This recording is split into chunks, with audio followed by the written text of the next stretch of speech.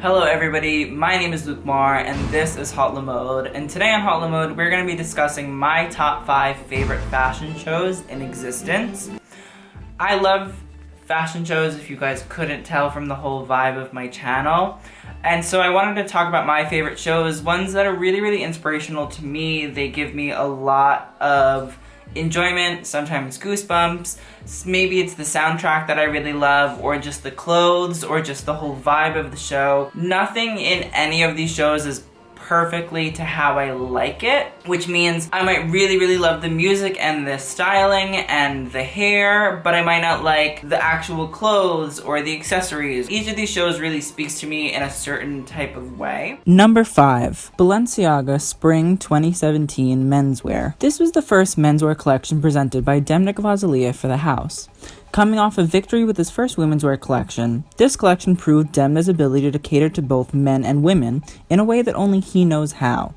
This collection, like most from Demna, seemed to knock myself and the other fashion industry critics off their feet, with a collection that was beautiful and surprising. I find that most of Demna's collections reference LGBT and sexual kinks throughout his collections, and this was no different, with normal-looking Eastern European boys wearing knee-high, square-toed, heeled leather boots. The show was sickening if I do say so myself. I love this collection personally because it just represents me. Where the industry usually pushes its LGBT clientele backstage, a gay man can be the creative genius behind a brand, but could never sell what he imagines he should be wearing. Architecture was the basis of Balenciaga's early designs, and Demna had no problem interpreting and adding his own Eastern European flair. The collection also shows the mixture between Cristobal Balenciaga and Demna Gvasalia's styles, by making boxy blazers and bomber jackets that could barely fit through a doorway. The cast lacked imagination, as is common with Demna, but the collection will always be a way that I see myself being highlighted in the industry. Number 4. Marc Jacobs Fall 2016.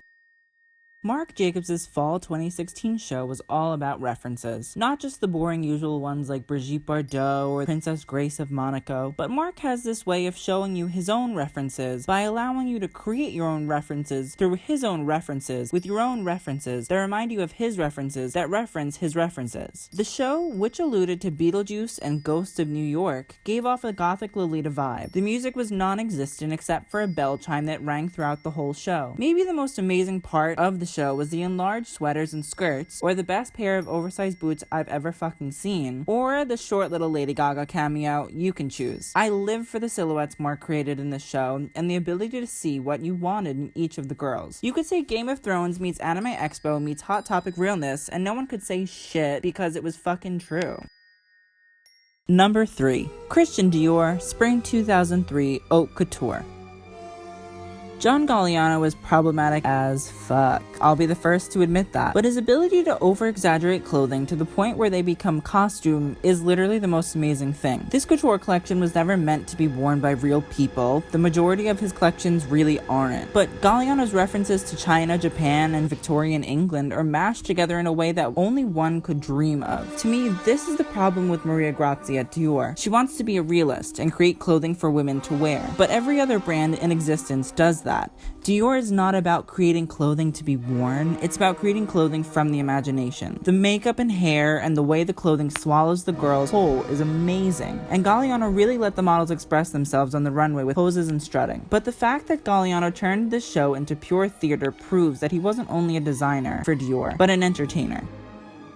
Number 2. Christian Dior Fall 2012 Haute Couture.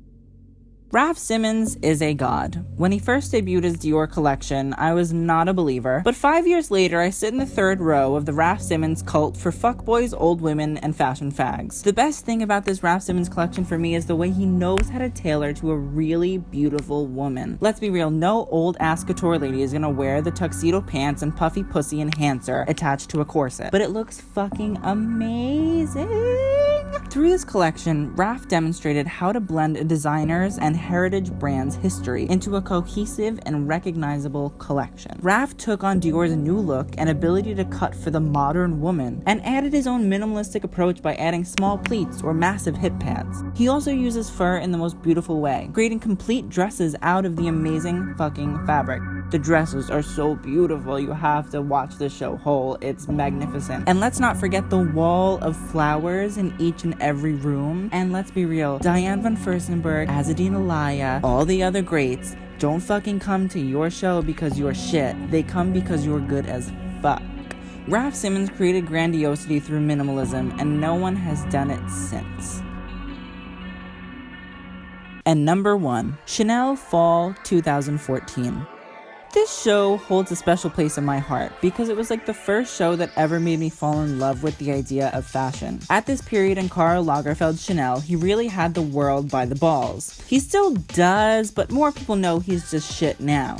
Now, as for the show, Chanel plus grocery store equals me losing my goddamn fucking mind. The show was in the Grand Palais, typical, but it was home to a Coco Chanel grocery store, and so much more. The clothing was beautiful. It was athleisure and comfortability mixed with fun tweed. Boiler suits that accentuated the waist and knee-high tweed sneakers were among some of the best pieces that came down the runway. And the accessories were amazing. Tweed-lined shopping baskets and Chanel flat bags covered in packed meat wrapping. Who could ask for more? The show goes all or nothing, and Karl Lagerfeld and his team thought out every single detail. From Chanel chainsaws to Chanel bath mats, they were there. The music was fantastic, and I, to this day, still listen to the illegally downloaded copy on my phone as I walk down the street, feeling the baddest bitch to grace the streets of New York, and now London. Karl, you're trash now, but a bitch couldn't hold a candle to you back then. But thank you guys so much for watching. Please tell me what your favorite fashion shows are in the comments below. I want to find out all about your guys' favorite shows. And if you guys are new, please give this video a like and subscribe if you want to see more content like this. I promise as soon as Fashion Week starts, it's gonna be like every single day, bro. So thank you guys again for watching. Thank you all for supporting me so much. You're all so fucking wonderful and I love you. So thanks and TTYL.